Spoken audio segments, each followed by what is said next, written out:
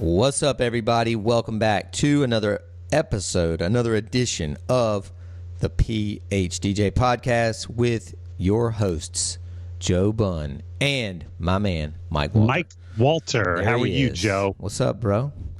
What's up with you? Pre-recording this week. This is a pre-recording, so if anything... I know if anybody's watching this on video, we're wearing the exact same things we wore last week, not because we have limited wardrobes, but because we recorded this one right after last week. We do have limited wardrobes, though. And it's because of why? You're away? Yeah. I'm in, as you listen to this, I will be somewhere in the Gulf of Mexico trying to catch the elusive Silver King. Taking a hook out of your neck? Yes, taking a hook out of my neck and trying to catch what I call the Silver King, a.k.a. the tarpon. The toughest fish in the ocean. I know nothing about fishing. Oh, really? The tarpon is the hardest fish to catch? No, it's just the toughest pound for pound son of a bitch in the ocean.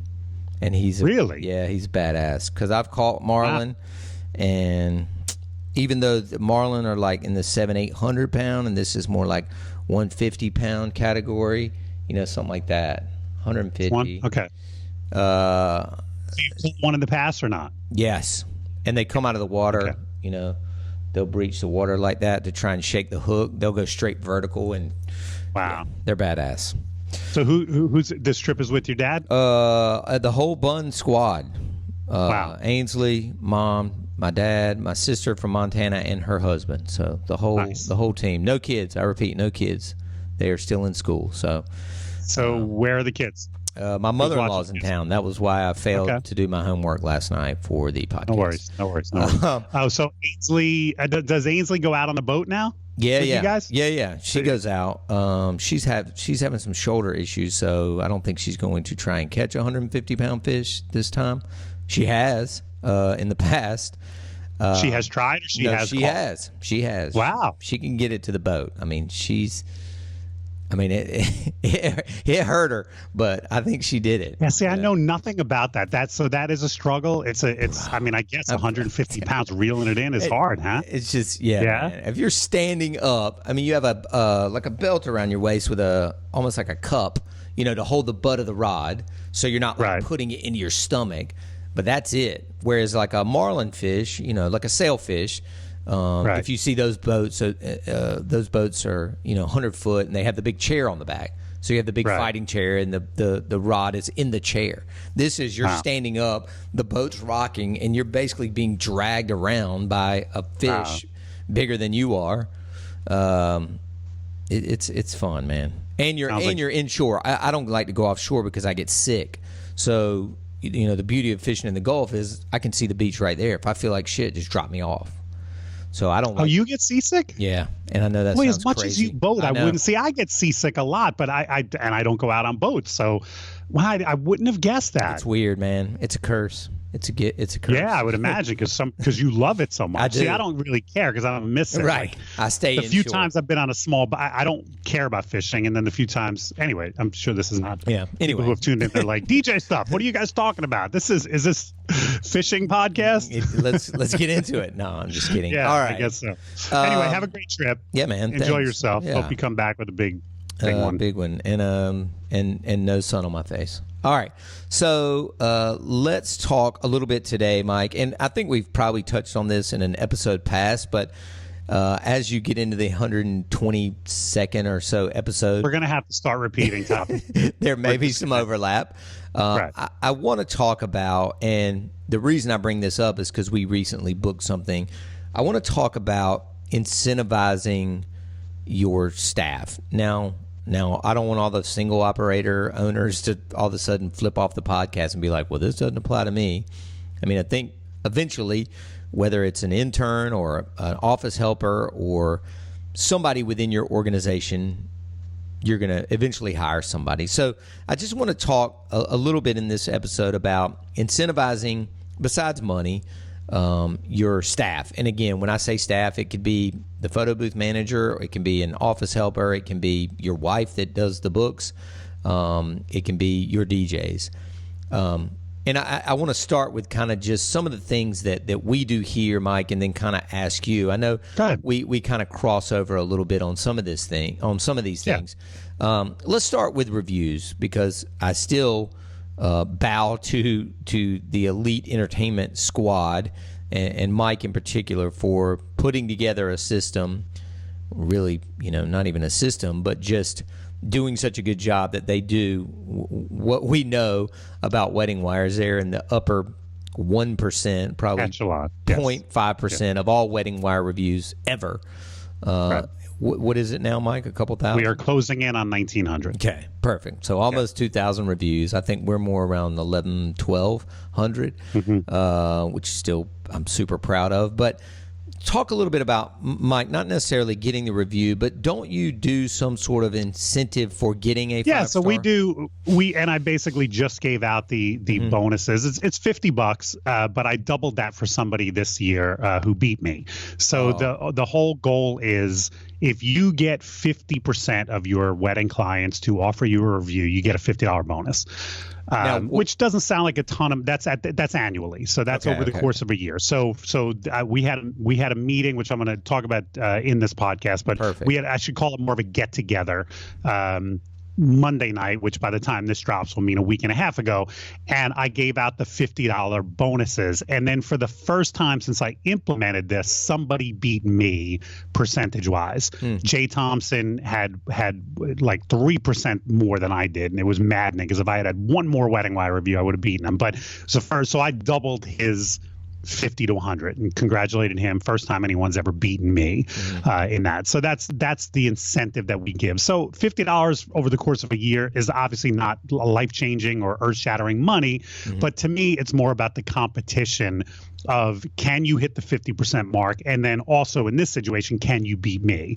And believe me, as the owner of the company, I taunt my DJs all the time about, hey, I'm in the lead. Look at me. I'm getting a high percentage. Who can catch me? So it becomes, in that situation, not really about the money, but as much as the recognition of, I got it, while a lot of the staff didn't get it. You know what I like about that I guess prize or that system, Mike, is that, let's say you had hired a newbie that only maybe did 10 weddings in 2018. If he got 8 reviews, he might have won that. So it's not based on. You can't do it based on number, because it's not fair. I mean, there's a disparity. Some people, and it's not even just new people. I have some veterans who they only want 20 events a year. They don't want to work Fridays and Sundays, and they take a couple of weekends off. So I'm very limited as far as how much I can book them.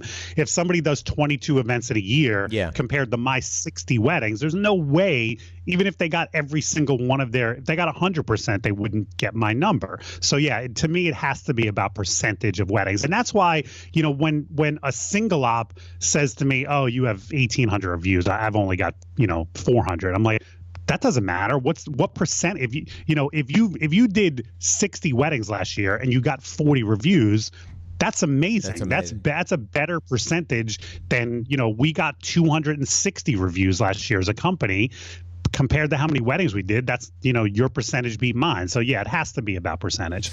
Yeah, I agree. The other thing I was going to mention about that is we don't. So as they come in, on a daily basis, and again, we've talked about this a little bit on the podcast. I believe we've moved, we've steered, if you will, most of our clients to Google reviews now, based on our SEO guy saying, that's better for our SEO. So most people leave a Google review now. There is not a per review bonus, if you will. We basically they come in, I read them, send them to Randy, who adds them to the individual DJ's page, and then of course I forward it to the DJ, and give them props. Hey, man, this is killer. Your best review yet. One or two lines, nothing. I mean, I just want them to know that, A, I saw it, acknowledge it, and am proud of them, quite frankly.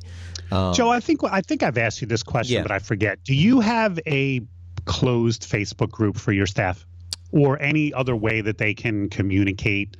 I do, but it just never really took off. Why do y'all do that? Yeah, we do. It's something I started a couple years ago, and I'll often post if we get a stellar review. I don't do this with every review we get, but if you get one of those that just jumps off the page and sings the praises of some, and then especially if they mention specifically like the thing. He was really helpful in the thing, or he suggested something that was mind blowing.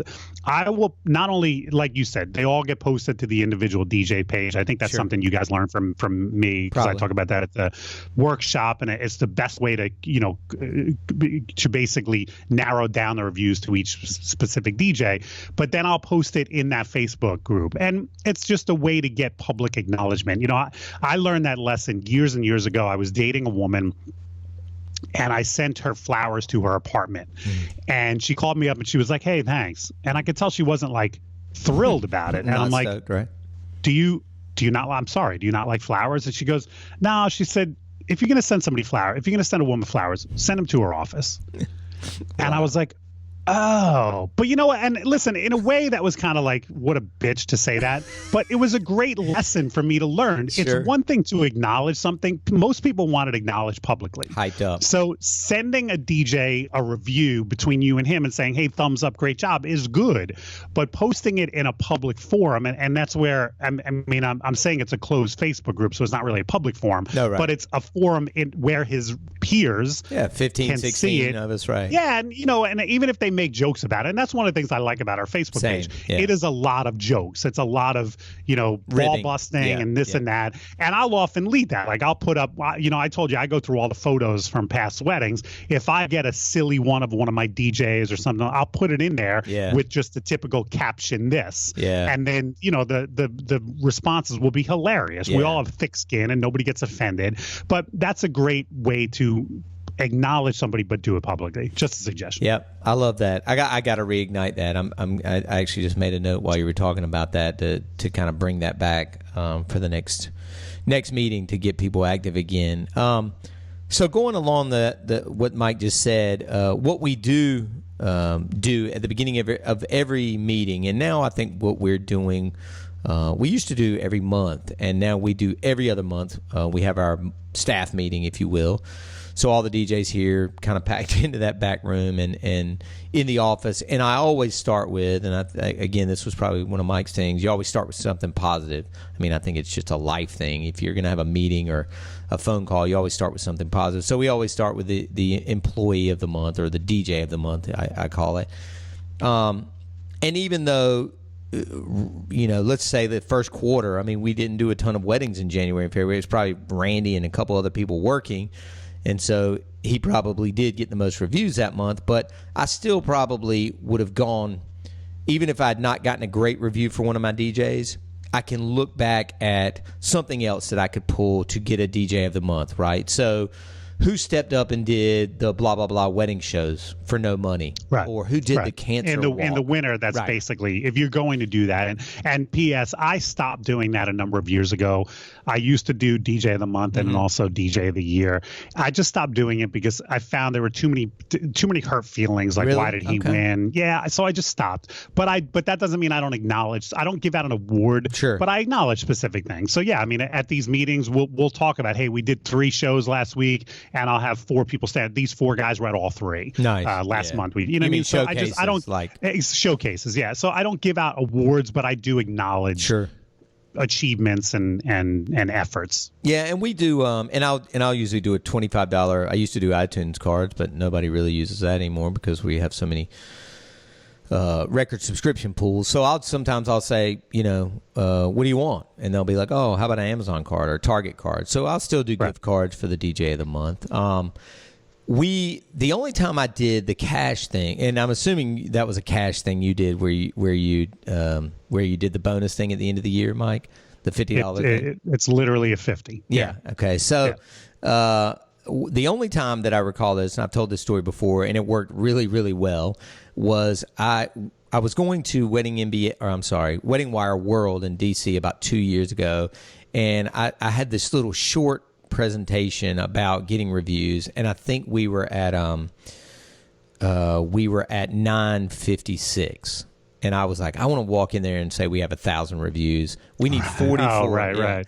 Yeah, you've told me that. And so you gave incentives. And I said, everybody's getting a 20 spot that gets a review between now and July 1st or whatever. Right. And you would have thought that I was giving out Maseratis. These guys got on their own personal email, which Mike has said numerous times to you guys. Have it come from the DJ, not from the company. From the DJ, asking for a review with their past clients. And they got 44 within a matter of days, so that you could walk out and say, "Look at me." And so I sat there at the next meeting and handed out $880 and $20 bills. Just okay, Randy, come on up. And I mean, you could just everybody's just beaming, and it wasn't even about the money. It was just the fact that I was sitting there. Yeah, I mean, if you think anything at that point is about the money, you don't do giveaways at your events, right? But we have a couple different packages. When we hand out plastic Hawaiian leis, these things are less than 5 cents. I mean, they're pieces of shit, but people will clamor like Jesus healing the lepers. People will clamor to get one of these Hawaiian leis. So it's often. I mean, you see it like at DJ shows when the producer comes out with a couple of T-shirts. And he's like, "Who wants a T-shirt?" And he starts flinging it into the crowd, and people are literally elbowing each other. It's a freaking T-shirt. How many T-shirts do you have at home? That you know what I mean? But yeah, it's about receiving something, and especially in your case, there in front of their peers. You know what I mean? When Randy gets up and he gets 6 20s, it's not about the $120. That's not life-changing money. It's about the acknowledgement in front of their peers. People love to see the owner sweat. Handing out cash. That stack of $900. They were that, and when we have our holiday dinner and the bill comes, are their favorite moments of the year when they're just like. Well, and that was the thing I wanted to say. So Monday night of this week. So when this drops next week, it'll be 9 days ago. And P.S. about that, if you follow me on social media, you've probably seen the result of this. We did our most recent photo shoot, and what I've done the last couple times. Yeah, I literally just saw the pictures this morning. Oh, okay, I got you. So, but that's what I'm saying. By next week, you'll see the end result. So, and this is what I've done the last couple of years when we've done a photo shoot. I scope out an area, we take a bunch of different shots, and then we do a nice dinner afterwards. Oh, cool. And we had 25 people. We had a great private room, really cool restaurant in Asbury Park. And listen, I splurged. The bill was expensive. I did an open bar package, so everybody could have a couple cocktails. And we hadn't had a big holiday party for our staff, so to me this was our big. And everybody, lots of hugs, it was a really good camaraderie type of thing. So whatever I spent on that dinner, it was well worth it. Just in terms of we're about to go into our busy season. I think everybody's got a renewed great feeling about the company and feeling good. And it was at that dinner that I gave out the bonuses. And then again, I don't do awards, but we acknowledge, one of our DJs is about to get married. We toasted him. One of our DJs is wrapping up his career. He's got 2 events left, so we toasted him. Corey Fox had come back in time for the photo. So we welcomed Corey back. Our office manager is going away for 3 weeks, so we toasted her on her trip. So it was just a great way to kind of fill in everybody on what's happening, but do it in a social camaraderie type setting. So, splurging every once in a while on a good meal like that is the benefits are tremendous. Yep. I love that timing too, for, to kind of kick off wedding season. Again, we always do ours around the holidays, but, not too close to Christmas so that somebody would potentially miss it, traveling to grandma's or whatever. The other things that we do just to kind of, surmise this thing and to move into the last part of it is just you gotta plan things that aren't necessarily business related sometimes, So we've talked about this a little bit. We've done numerous things. 2-3 years ago, we did Frankie's Fun Park, which is here, is the go-karts and the laser tag and the massive arcade. And I'm sure we had drinks and burgers and whatnot there. They have a big restaurant inside this place. most recently or coming up, I guess, I think it's in June. I got to take a look at that.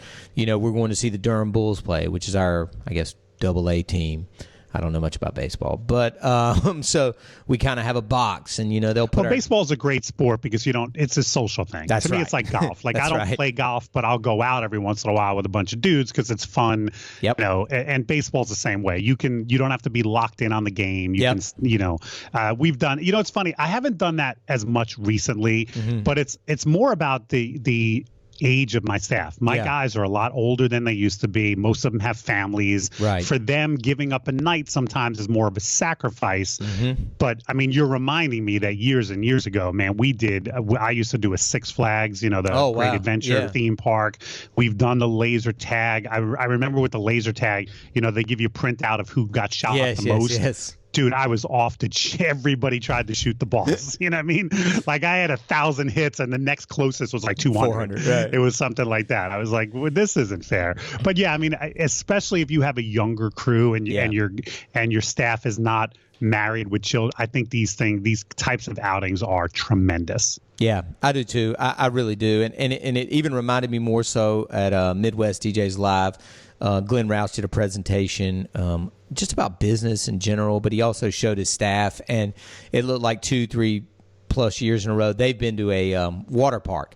And so not only did he have his whole staff, but it looked like they had their wives and kids. So it was dude, Rouse's crew is so tight, man. Yeah. He's one of those guys that he's got insane loyalty with his DJs and everything. If you want to know how to do it, he's one of those guys, man. Follow him, follow his posts. Follow LaForce down in Dallas. Follow his DJs like Ed Petty and Nate Nelson and things like that. He's doing it right.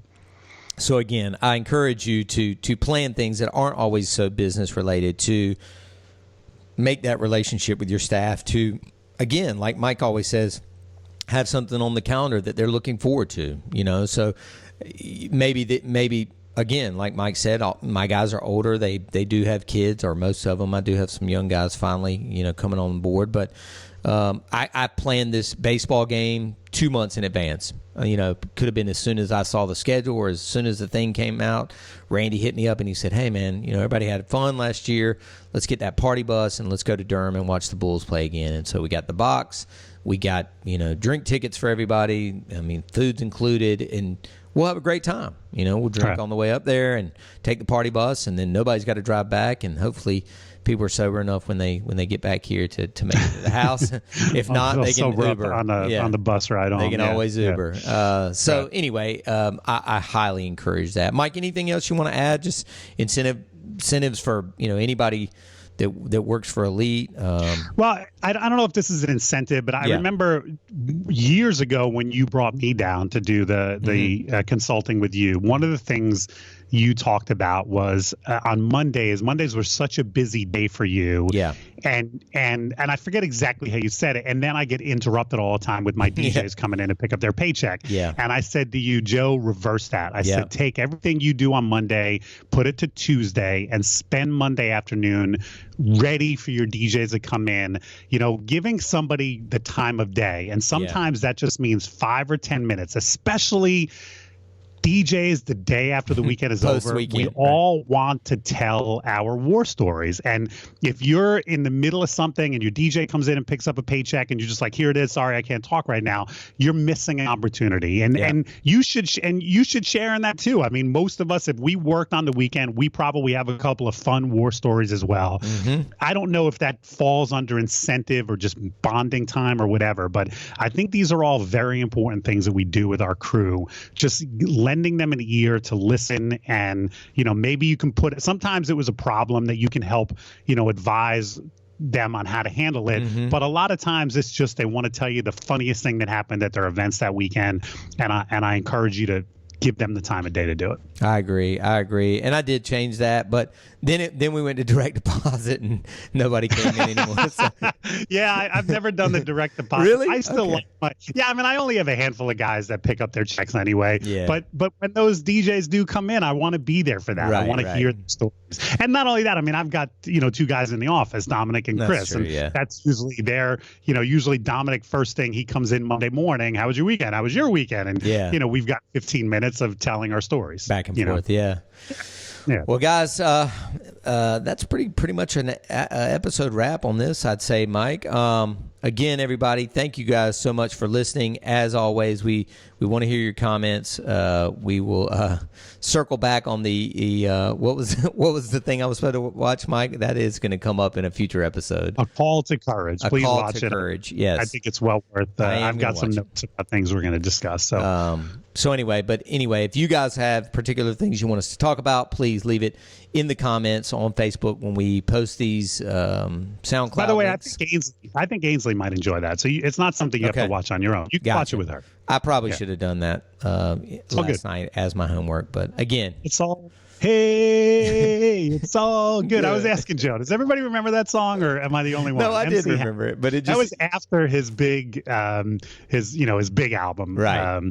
What was it? Please Hammer Don't Hurt. Right. That was what it was called. I forget the name of that, but yeah, I remember. I love that song. It just never blew up. Nope, never blew up. I don't think so. Thanks again for listening. It's all good. Thanks again for listening, guys. We will talk to y'all in a future episode. Peace. Later.